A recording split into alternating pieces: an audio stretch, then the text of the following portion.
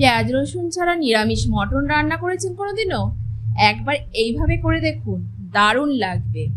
একটা বাটিতে 2 চামচ রাঁধুনি, 2 চামচ গোটা জিরা, কয়েকটা গোলমরিচ এবং বেশ খানিকটা আদা ও কাঁচা লঙ্কা দিয়ে একটা মিহি পেস্ট বানিয়ে নেব। এবার কড়াইতে সর্ষের তেল ও ঘি গরম করে জিরে, হিং এবং শুকনো লঙ্কা ফোড়ন দিয়ে দেব। ফোড়নের গন্ধ বেরোলে বাটা মশলা দিয়ে কিছুক্ষণ কষিয়ে নেব।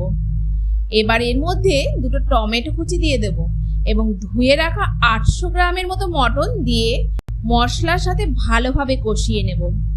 এবার একটা বাটিতে নুন, হলুদ গুঁড়ো, লঙ্কা গুঁড়ো, অল্প চিনি, সামান্য জল দিয়ে গুলে মটনে দিয়ে দিলাম। আগে থেকে আলু ভেজে রেখেছিলাম সেটা দিয়ে দিলাম এবং আরেকটা টমেটো কুচি এর মধ্যে দিয়ে দেব।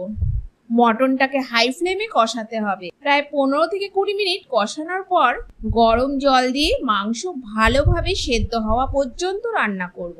হাতে সময় কম থাকলে প্রেসার কুকারেও 3 থেকে 4টে সিটি মেরে নিতে পারেন।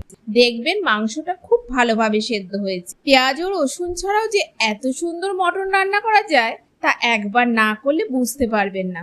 গরম গরম ভাতের সাথে এই মটনের ঝোলটা খেতে কিন্তু অসাধারণ লাগে। কোনো নতুন সদস্য থেকে থাকলে চ্যানেলটিকে অবশ্যই সাবস্ক্রাইব করে রাখুন, যাতে আমার এই রেসিপিগুলো আপনাদের কাছে পৌঁছে যায়। রান্নাটি ভালো লাগলে লাইক করে দেবেন এবং বন্ধুদের সাথে শেয়ার করবেন।